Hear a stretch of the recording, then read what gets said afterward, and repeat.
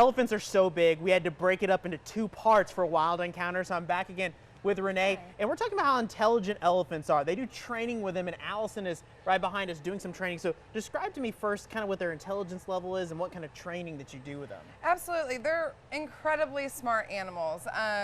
You can really train anything, but the smarter they are, the easier it is. So fortunately, elephants are really smart. They pick up on new behaviors so quickly that you might be able to train a new behavior in a single session, or maybe a really hard behavior in less than a week. So they're really a thrill to work with.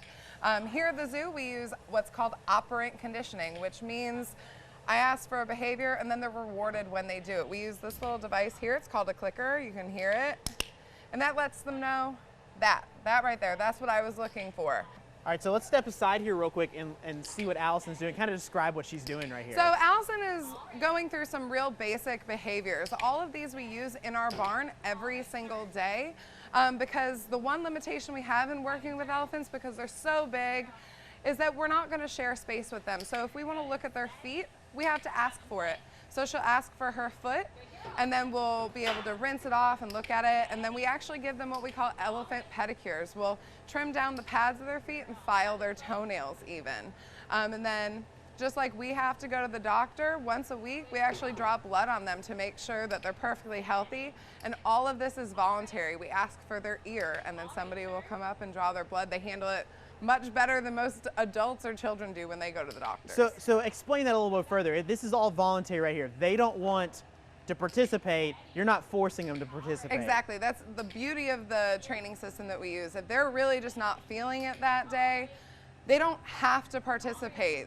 We'll usually come back later and see if we can entice them, but if they just really don't want to, they don't have to. So it puts us in a really good position to build a positive relationship with them, so that they respond to us every time we ask for those behaviors. Obviously, it's probably a fun elephant to hang out with and be able to train, the fun animal. Yes, yeah, they're great. Like I said, the smarter the animal, the easier your job is. So hanging out with these guys every day and taking care of them like we do, it's one of the most rewarding things I've ever done. So make sure you come down here to Riverbanks Zoo, check out the elephant exhibit. It's a big exhibit. There's lots of cool things to look at, and maybe you might come at a time where you're seeing them do some training, get to experience this for yourself. Thanks for watching again here on Wild Encounters.